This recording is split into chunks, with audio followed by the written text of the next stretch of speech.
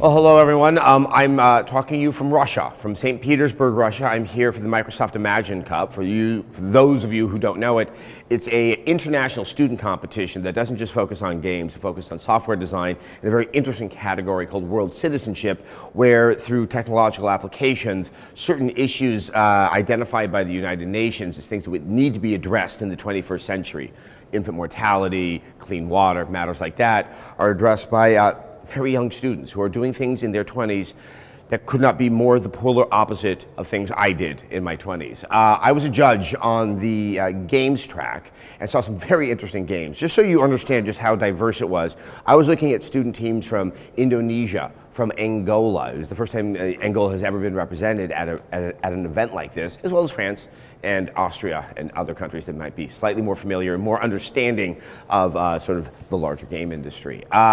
It's fascinating to just see what they're doing, see their enthusiasm, and there's one thing that I could not help but take away from this. It's how we talk about games, how they presented the games. They were explaining what the game was and also kind of what their business plan was going to be. And I realized that we've all developed a certain language when we discuss games that might not be serving games all that well. This isn't just the fault of the marketers who have to find a catchphrase that we all can sort of gather around. But this is also game developers themselves and us in the press who really got in this habit of looking at games as certain aspects, certain silos. Is there single player? Is there multiplayer? You know, do you have achievements? Do you have a certain social aspect with the game? We look at those as discrete parts that come together as something that we call game, and that's where I think we're not serving ourselves all that well. We're seeing a shift with the new consoles and the new way of thinking and the idea that you can have sort of second screen experiences, as people like to call it, where we're once again making it look at discrete parts when really what's happening is we have a game. We have an experience where we're looking at things like Journey and maybe what is going to happen with Watch Dogs and Titanfall, where that idea of multiplayer and single player, you don't back out to a menu and go back into the game. It's just happening. If you choose, if you don't choose, you may not even be aware of it.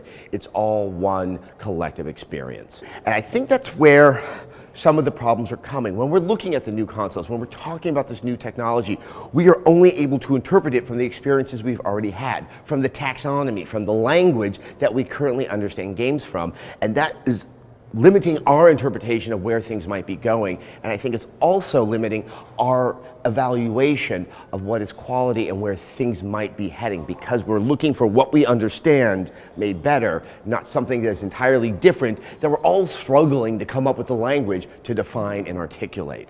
I'm not saying that this means one console is better than the other one, but I think we're also not getting excited and getting imaginative about where we can go with this type of technology, where development can suddenly take us. Yes, it's very exciting that more games are going to be like Journey. I want to think that's just the start, and there's something that's going to happen 5 years from now that I can't explain to you. All right, I usually would obviously be answering email questions, but I've been somewhat stymied by the internet here at this hotel in St. Petersburg, Russia. It's been intermittent, to say the very least. When I finally did get on the internet, I was unfortunately confronted with news that I hoped I would never have to hear, and that was about the passing of my friend and colleague Ryan Davis of Giant Bomb. He was someone who I've known since he started at GameSpot. The first show I was on was GameSpot TV, and while that did change, my physical adjacency to the people at GameSpot was something that continued on for many, many years. We were all in the same building. I remember him when he was young. I've really enjoyed his company and his work as the years went on, and have been in just deep admiration of not just him, but Jeff Gertzman and many of the other people over there at Giant Bomb. The news has just broken my heart completely, and it's been something I've been challenged to even try to understand. I think being halfway around the world has exacerbated that. I know other people have said this, but I would just concur. When Ryan came into a room, the room improved, and that is something that happened every single time I was with him. I enjoyed being on podcasts. He brought out a humor in me that I don't think I would have outside of his company, and his ease of being funny and talking about games is something I will always admire, and I just terribly miss him.